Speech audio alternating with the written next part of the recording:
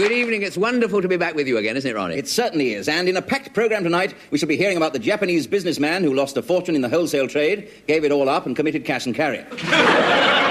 But first, the news. Harold Trodd, British Rail's longest-serving porter, retired last week. At a simple ceremony on Platform 1, a colleague said a few words, after which the station master handed over a beautiful set of matching luggage, and Harold replied in the traditional manner. He asked him what he thought the bloody trolleys were for. The Streetwalkers Union has decided, after all, to call off its strike. Said a spokeswoman, we shall be working flat out over the weekend as usual. Bad news from Borneo about the 3rd Division team which fell into the hands of cannibals. When rescuers arrived, the tribe had eaten all 11 players and were warming up the substitute. Recaptured on a 47 bus today was Aubrey Skinner, the man who broke out of jail on Monday after spending 35 years inside. He gave himself away by standing up for a lady. Charlie Girosi, best known as Bimbo the Clown, took his Mini back to the makers today because one of the doors wouldn't fall off. And finally, at British Leyland, a Go Slow was started today. Mr. Callaghan congratulated them on this tremendous improvement.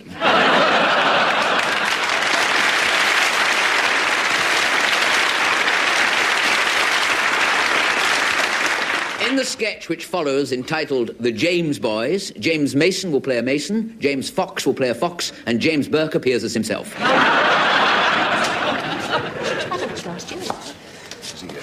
Here, Norman. Sir? Good evening. Same as usual, please. Good evening. Haven't I seen you somewhere before?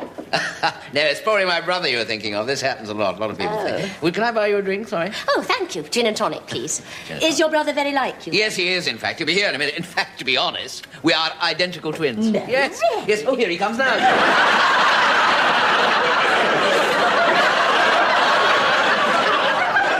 You two are identical twins? Yes, that's right, yes.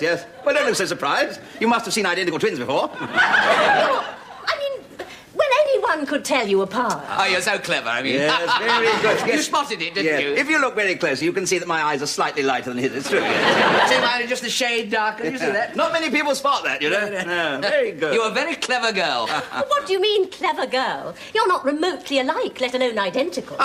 There you are, gents. Your usual. Oh, wrong again, Norman. You mixed them up again. Oh, dear, he always gets them wrong. They've been coming in here every day for the past 10 years, and I still can't tell them apart. They're not a bit alike. One of them's, well, to be honest, a bit fat and flabby. I'm sorry, I am not. Please, come on. I'm sorry, I've been taking off a bit of weight. I've been trying to lose some. No, not you. There you are. You see, even you can't tell the difference. Of course I can. Cheers, by the way. Cheers. Look, tell me your names. I'm George. And your... George. What? You see, even the vicar couldn't tell us apart.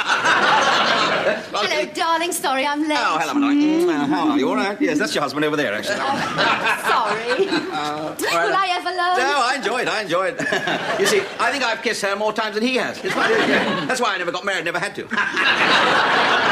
There was one famous occasion we had a night out on the town together and you didn't realise. Yes, that's right. Is it the usual, my dear? Gin and tonic. Yes, there are advantages to being identical twins, you know. One gets a toothache, the other one goes to the dentist. Oh, go on. Pull the other one. Yeah, that's what the dentist does, he pulls the other one. Do you remember that time I was done for dangerous driving? Oh. And I'd had 8 pints, so you took the breathalyzer? And I'd had 11. Yes, we got 2 months in jail, you know. Didn't mind, we did alternate weeks. I say, well, it is very handy with clothes, you know. One of us goes to the tailor's, Sure. and both of us can wear the suit. Not at the same time, because that would look ridiculous. It would look ridiculous anyway. You couldn't wear each other's clothes. Do you know, as a matter of actual fact, these new jackets, I think we are wearing. I think, Yes. look, yes, there you are. It's George, this is yours. Oh, God, is this yours? It Is is. it yours? It Yeah, is. well, there we are. Goodness me. We'll just change. I'm awfully sorry. Yes. Yes, I don't know how that happened. No, never mind. Here we are. That's all. That's Yes, get these in. That's That's it. Yes, better now. There we are. Did feel a bit strange in some strange Yes, way. well, Dimmy does that sometimes. Yes, he does, yes. He's a bit inclined to do that. Yes, well, of course, it's a sort of... I think it's a mid-European thing. Yeah. This is mine. You all right? Oh, yes. That's it. Thank you. There we are. Excellent. Oh, that's much better. You can feel it, doesn't it? It Fits is. like a glove. Yes. They don't fit at all. Anyone can see they don't. Of course they do. Hello, George. Hello, George. How are you? New jackets, eh? Yes. Nice. Are they nice? He's Yes. George as well. Yeah, actually, we have been kidding along. We're not identical twins at all, really, are we? No. We're triplets.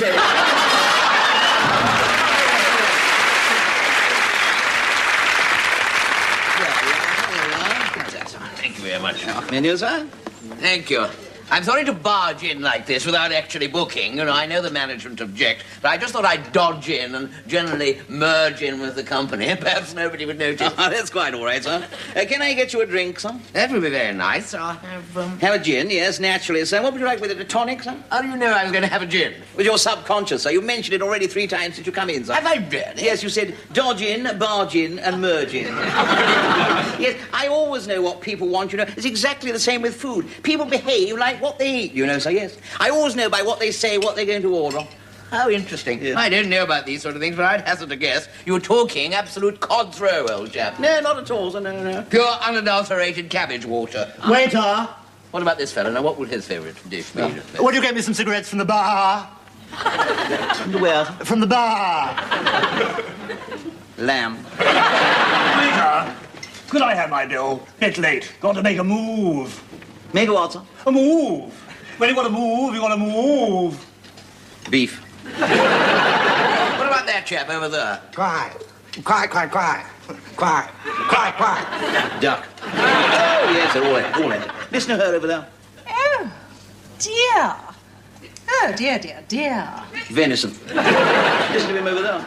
So I just went off for the weekend and stuffed everything into the back of the banger. Sausages. I wish I could, but I daren't. I'm too scared of her. Terrified. I just daren't. What about him? He's chicken. Oh, yeah. I have lived most of my life in Hamburg.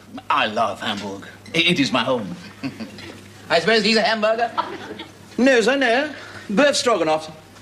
But he didn't mention Bert Stroganoff. I know, he's got it all down the front of his tie. I mean, she was absolutely wonderful. I mean, she had great big round, you know, and that low-cut dress. Well, that made them all, you know. I mean, she really had wonderful, you know. Dumplings. I'm going to set a little test to you. I'm going to say something. I'm going to ask you to guess what I'm going to have to eat. I must go down to the sea again, to the lonely sea and sky. And all I ask is a tall ship and a star to steer her by. And don't say fish and chips. No, sir, you're going to start off with a nice chicken liver patty, sir. We're going to have a lamb chop with cauliflower, new potatoes, trifle, cream, and coffee. Well, how did you know that? That's all we got left. Ladies and gentlemen, the Manhattan Transfer.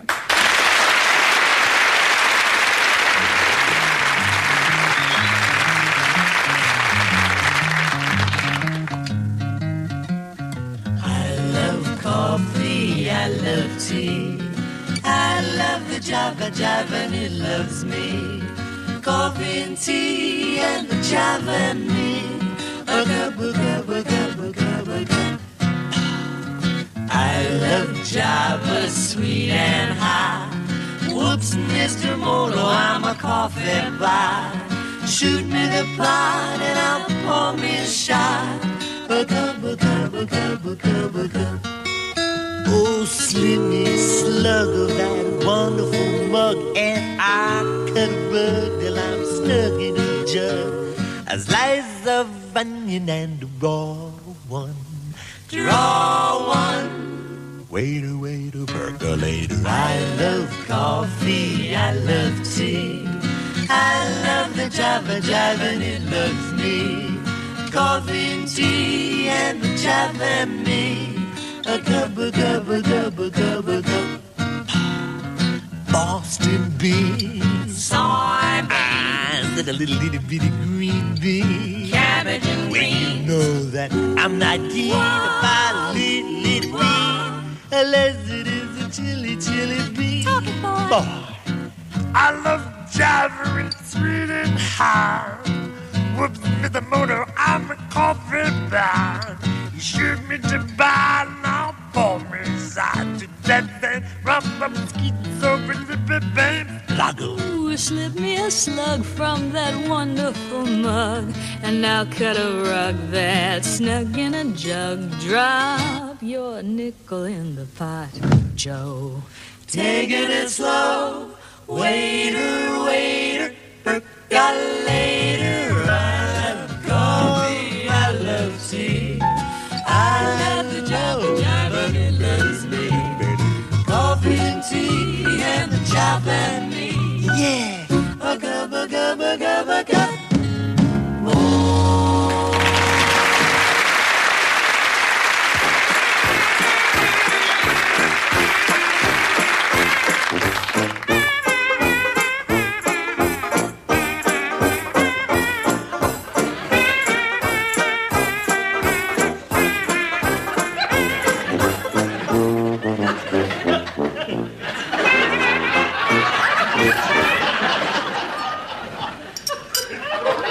Yes, you see, so Sid's off work again with his leg. What leg is that, dear? Second leg of the darts match.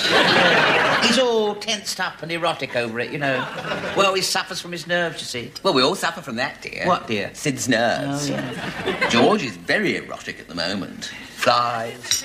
What, buttons come off? No, flies off the handle. Least little thing, dear. Oh, does he, yeah. Of course, with Sid, it could be the strain of the new job, you see. When did that start? Next Monday. That's what it is, dear, isn't it? Surely, the shock. Shock of it all, dear. Shock does very funny things to people, you know. All trembling and all that. Yes. Did you read in the paper about that man who had a terrible shock? His hair went all bright salmon pink. What, with the shock? No, pot of paint fell on his head. George gave me a shock the other day. Oh, what, did he come up behind you again? Yeah, gave me a present. Anniversary. Oh, did you manage to get out of it? No, as a matter of fact, he was just reminding me, because he's got a birthday coming up shortly. Oh, is he? Sid gave me a wonderful present once. Could have been worth hundreds. What was it? Raffle ticket. So what's George going to give you then, love? A new ball cock. That's very nice, isn't it? Well, of course, it's not just really for me, you know. Be for him as well, because both share that kind of thing. Yes. What's the matter with this old one? Well, it never did work, dear. Not properly, you know. It made terrible noise when he pulled it. Yes. Well, I can vouch for that myself. Because it shakes the whole street, you know. You can set your clock, my old George, you know. 8:10 every morning, regular as clockwork. Always was, dear. Yeah. Sid's going to give me a new low-level suite, you know. I've often thought, dear, that sofa of yours could do with reuse. What are you going to have? Sort of uncut moquette, make it nice and soft and easy to touch? No. No, I'm going to have a new low-level suite in the loo, dear. Oh? Yes, the lavatory. Yeah, he says I can have it if I'm good. Good at what? Just good, dear, just good. You know, obliging. Oh, there it goes again. Yeah, that sounds like his old one still. When's he going to fit the new one, then? Well, as soon as he gets the new lock, dear, on the new lav door. Oh, why? What's he done wrong with it, then? Oh, dear, he does everything wrong. He's got a Yale lock on back to front. Oh, that's daft, isn't it? You could shut yourself in. Yes. Are you going to give him the key, then? For his birthday, dear. Oh, when's that? Week come Friday. There you are, daft.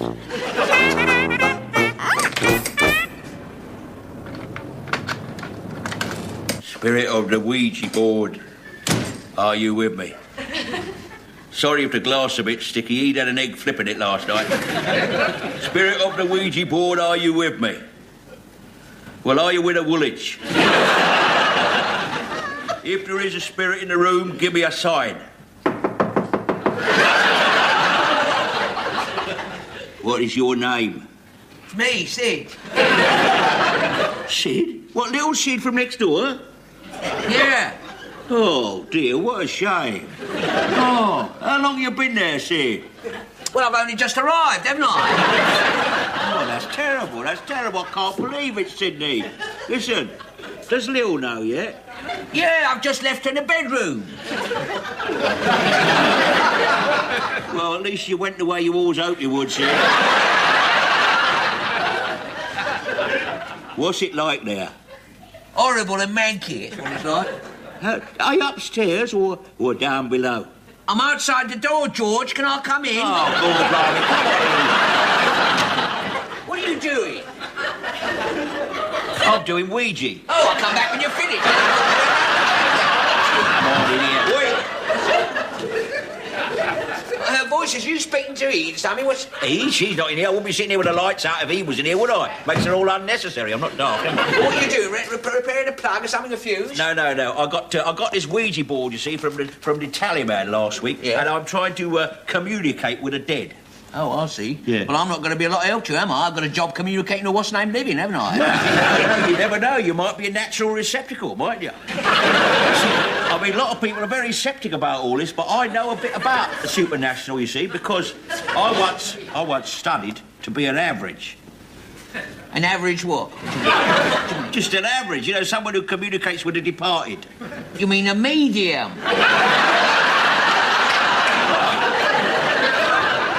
I mean, some's medium and some's average, isn't they? What I'm trying to say is I used to study at the spiritualist night school, you see. We used to stare into these crystal balls and that, but, well, I'll give it up. What, you couldn't see any future in it, you mean? Well, I mean, you see, they didn't take it serious. They all used to finish up playing pontoon with the tarot cards and all that, you know. doesn't it? Who are you trying to talk to then when you're doing all that? I was talking to Ede. Ede? Where is she then? She's somewhere across the vale. What, across her sister's Maida Vale, you mean? What do you mean? No. Across that misty twilight world where the soul is transported on its final journey. She doesn't usually go to Tesco's till Saturday morning, does she? What, you mean she's dead, you mean? Worse than that. What's worse than dead? She has disappeared completely off the face of the earth. She was in this room saying goodbye to me at 8 o'clock this morning. All she had to do was go down the cellar, get her basket on wheels, then down the high street shopping. That was 9 hours ago. Oh, that's a bit strange, isn't it? Yeah, it is, isn't it? It is strange. Have you ever heard of the Bermondsey Triangle? What, you mean that strange circle from which people disappeared? Men have been seen walking down Bermondsey High Street 1 minute, and the second minute, gone. Listen, I tell you what, that's got worse since that massage parlour opened and all. Ede, you see, may be just another sadistic in this ever-deepening mystery. She may not have even reached the cellar. Nor she did. What? No, this morning I was returning that camera to you, what I borrowed for the coronation. Yeah. I came past that cellar door, it was open, and I locked it. Oh, good, thank you. Here, listen, put them lights out again. I'm going to try and communicate with her this time, come on. If we're honest, I mean... Here, put your finger on there. Yeah. That's it. Right, yeah. Ede, can you hear me, Ede? Listen, Ede, you see what I want to know? Where have you hid the holiday money? It's no good to you now, is it?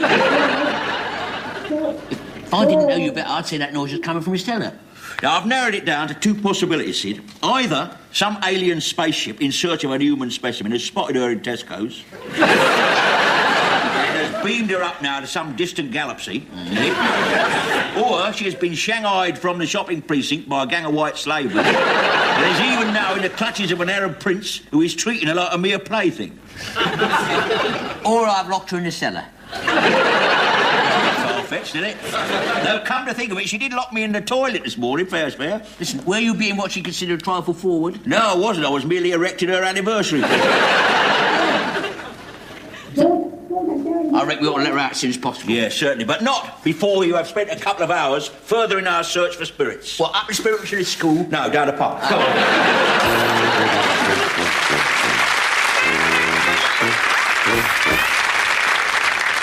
All right, Miss Featherstone, you can put your clothes back on again. All I want you to see. It's perfectly normal and a perfectly healthy girl. I don't want you to worry about it at all. However, just to make sure you're perfectly happy with the situation, I'll give you something to take away with you. Get you to take this once a week. It's a cheque for £25. Oh, dear, you do dress quickly. Well, I think I'll start seeing the patients now. Would you like to bring in the first one, please? Yes, thank you, Doctor. Not at all, dear. Mr. Reed, sir. Oh, I see. Reed by name and rude by nature, it would appear. I beg your pardon? Are you showing your dissatisfaction with the health service, by the way? You can take your hands down now. You've made your point. No, that's just the trouble, Doctor. You see, I can't take them down. They're stuck. What's the matter with them? They're stuck with Wonder Glue. Wonder Glue? Fixed Type Wonder Glue 1, it's called. I was just using it, you see, and I went to scratch my finger with this thumb here, you see, and it stuck to my nose. And then I went to try and pull my hand off with this one, and it stuck to the other hand like that. It's wonderful stuff, you know, it sticks in a second. Goodness me, it seems... Oh dear, it is good, isn't it? Yeah. Do you suppose it dissolves in water? No, I'm afraid it doesn't. I've tried that. Oh, it's just the thing I need for my tropical fish tank, then. Oh, I thought today was going to be slightly advantageous. I'll make a wee note of It's that. not very advantageous for me, though, is it? But it's not serious, Well, you haven't heard the whole story yet, have you? No, I haven't. What's wrong? I put a tube of it in my trouser pocket. And the top come off. You don't mean it all? Oh, no, nothing like that. No. It just spread all round the house, you see, and it's affected the whole family. I've got them all here. Well, you better bring them all in. Let me have a wee look at them. Yes, I will. Malcolm, come on in. Malcolm. This is my youngest, Malcolm. He was just doing his whistling bird impressions at the time. This is my eldest here, Kevin. He was just getting washed to go out.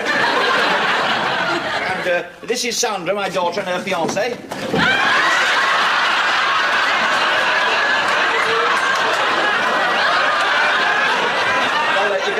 Well, you can see what they were doing, can't you? Yeah. Oh, you are a funny lot. I must say, this will get a lot of laughs down the cottage hospital. I know. It's not us so much, it's the wife I'm worried about. Oh, come on in, love.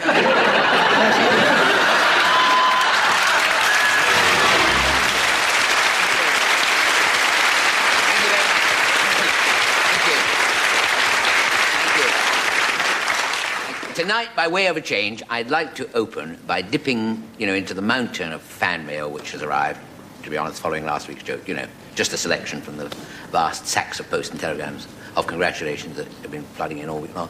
And let's be honest, I've had one letter. And no, why should I lie to you? I won't try to hide the fact that I never get very, very, very many fan letters. As a matter of fact, I get so little mail, my letterbox is healed up.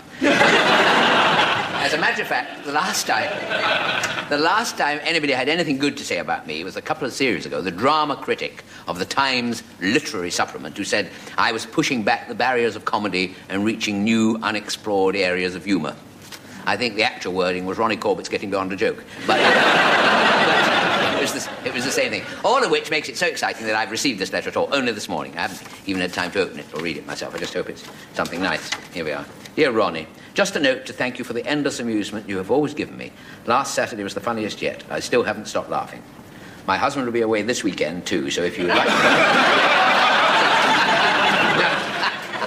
On to tonight's joke is that. Now, I had a bit of a last-minute panic over this joke, actually, because what happened was I went up to the canteen at lunchtime. It was all a bit quiet up there because they were just holding a mass for the trifle. And as usual, the place was pretty deserted. Now, I'll be honest, the BBC canteen has seen better days. It's terrible. I mean, these days they're having to resort to cheap gimmicks to drum up trade. You can imagine our reaction last week when they announced they were going completely topless. Hooray, we said. No more crusts on the pies. Actually, I was going to open a restaurant with topless waitresses myself once, but I was put off by the enormous overheads. Then, of course, there was the canteen's other recent gimmick, 3 curries for the price of 1. So you got a good run for your money. But they had no takers either. Anyway, I went in, and as I entered, I noticed over in the corner table our producer, accidentally sobered up at that moment. He came over and he fixed me through the old double-glazed eyes and he said, "What rave from the grave are you planning to thrill us with tonight?" I said, "Well, if it's all right with you, I'm going to do the one about the man whose bedroom catches fire." And the insurance company refused to pay up, because they maintain that he actually came home that night as pickled as a beetroot. In fact, his blood sample taken the next day had a head on it. And they're convinced he went to bed still smoking a cigarette and started the fire himself. Well, the fellow said, in the first place, he said, I was stone cold sober when I came home, and in the second place, the bed was already on fire when I got into it. Now, unfortunately, our producer didn't care for that one much. To be honest, I don't think he understood it. So I said I'd try and find another one. And I did what I always do. I got on to my agents, Sun and Goldberg. They're quite good, but they know nothing about billing. I asked them if they'd got any ideas. Now, I've been there with them a long time. In fact, they actually got me my first job in the business back in 1952. I was offered a key part in The Hunchback of Notre Dame. And stuffed up the back of Charles Lawrence Jackson. Anyway, the story which my agent told me is this chap, you see, who is very interested in the subject of psychic phenomena. The kind of thing like when one day you suddenly hear from a person who died over 20 years ago. A bit like second-class mail. He happens to hear, this chap, that up in Scotland there's an old man who is actually a psychic expert and can read people's minds and teach them to see into the future. So off he goes to the Scottish Highlands. And actually, it's rather nice that all this happens in the Scottish Highlands, because at least if you don't find the joke funny, you could admire the scenery. Anyway, this chap calls around to the house of this weirdo with the psychic powers. You see, and he knocks on the door, which is opened by a rather roughly dressed, buxom maid, and he said, "Excuse me, but I understand the gentleman who lives here possesses incredible gifts of clairvoyance, can read people's minds, see far into the future, and generally is able to foresee everything that is about to happen in the entire world." She said, "Yes, that's perfectly correct. Is he expecting you?"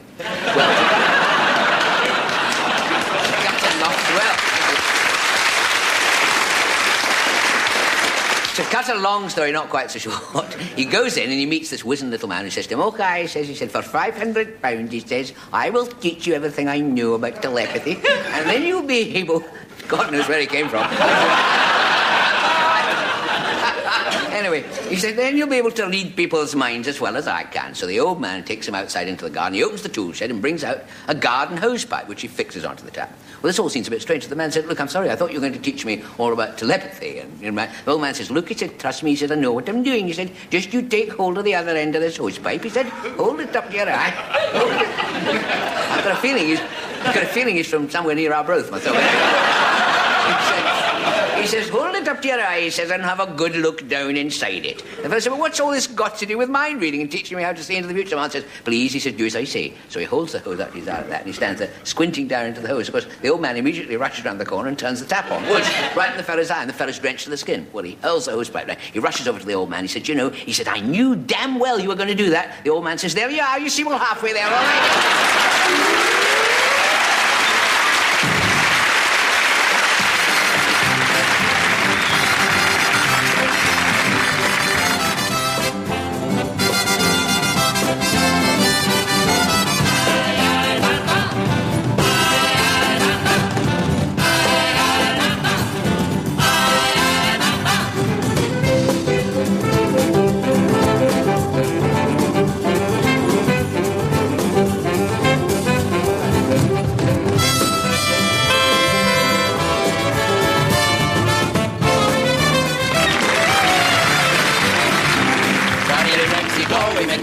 Go, we really got a lot of rhythm on our feet. We got a mean guitar, we got a cha-cha-cha, we got a number with a rumba kind of beat. From here to Santa Cruz, there's lots and lots of booze and quite a lot to send a bottle for the band. So when we've had a beer with all the people here, you'll find the music's not the only thing that's canned. I met a senorita known as Brenda, the daughter of a local coffee vendor. She had a very massive hacienda, and we had a little cuddle around the back. The moment came for Renda to surrender. I hit a little snack with her suspender, and now she's feeling rather tender on the classy hacienda, and I'll spend another evening on my jack. Down here in Mexico, we need a lot to do for money, make a senorita fun. Although it's hard to get a redhead or brunette for two that you can date a little blonde. We like a best to play on our fiesta day, because a lot of senoritas like a lot. They like a music fine, they like a lots of wine. They like a little firecracker in the dark. I met the senorita con Rosita. Her figure, it was bigger and complete. By her sofa she installed a packing meter, and she charged for a cuddle and a kiss. For a cozy kiss and cuddle you can beat her. You can fiddle, you can diddle, you can cheat her. But your other stuff to teeth and popping pennies in the meter, so I treat another evening as a visitor.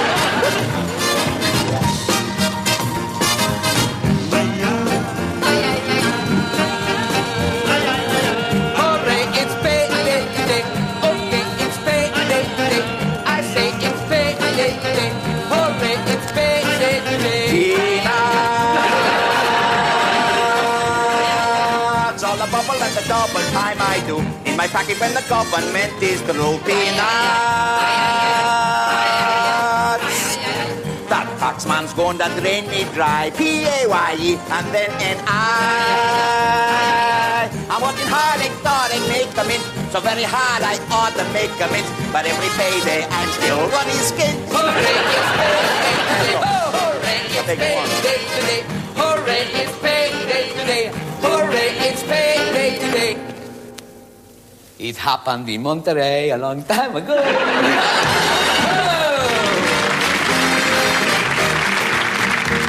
My grandma, she lived in Madrid. She danced with a rose in her tea. People agree you really should see my grango. 78 and swinging her great fandango. Her tango was barred in Madrid, and Gran got run in by police. When good luck to see her fantastic mantilla, her shawl had them all underneath.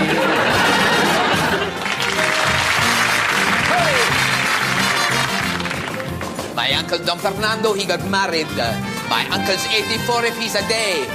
My auntie's 17, she wants a family, so uncle got the lodger in to stay. My auntie went along with that arrangement, and very soon my auntie rang the bell. Now my uncle feels okay, cause auntie's in the family way, and the lodger's in the family way as well. Telephone, it's not on STD to make a call.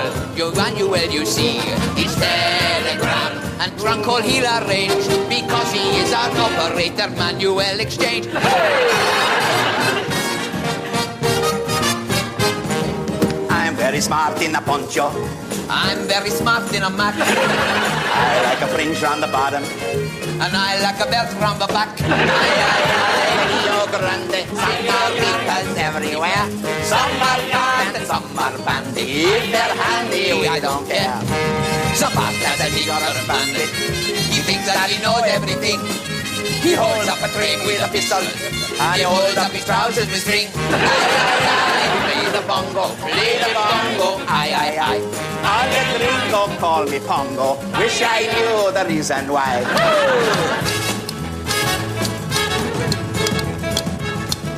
I had a nice little donkey. I fed it on nettles and grass. One day my donkey went wonky, and now I can't sit on my ass. Yankee gringo, viva, viva Mexico. Yippee bingo, you can beat the Alamo. Hey!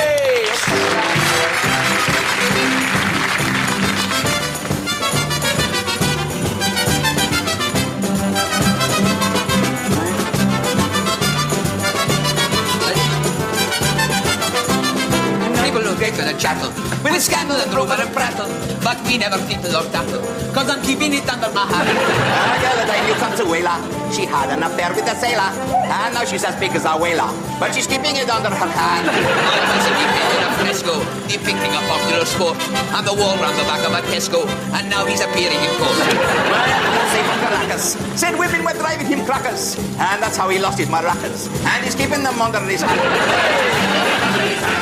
Rosita and Pepe and Bella declare I'm a hell of a fella, but I'm not a kisser and teller. I'm keeping it under my hat. I tell him a terrible yarn. I'm a 70-stone Casanova, and a 4'11" Don Juan. When the girls of the money are fashion, we're the better to give satisfaction. And what is our biggest attraction? We're keeping it under our hat. We're keeping it under our hat. Hooray!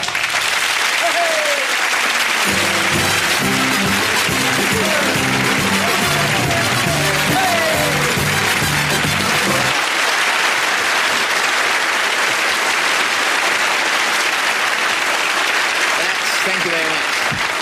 Thank you. That's just about all we've got time for tonight, but before we go, a few late items of news. The Irish team have pulled out of the round-the-world Grand Prix motor race. When asked why, they replied that they'd only hired the van for the week.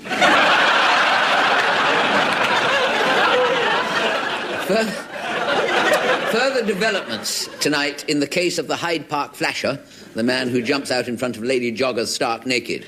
Eyewitnesses have helped police put together an identikit picture of his face, but are still not sure of his whereabouts.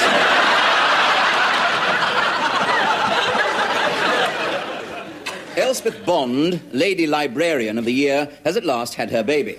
It was a month overdue and was fined 48p. In Dublin tonight, Seamus O'Rourke gave himself up after tunnelling out of jail. He told mystified police officers that he was only practising for the big breakout at the end of the month.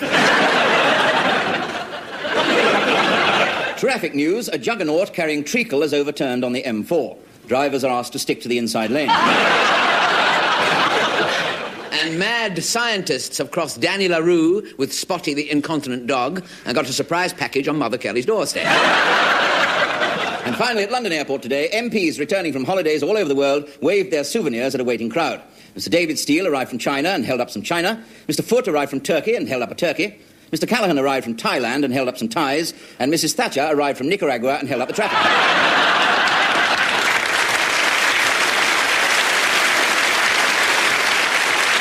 We'll be back with you again next week. Until then, it's good night from me. And it's good night from him. Good night.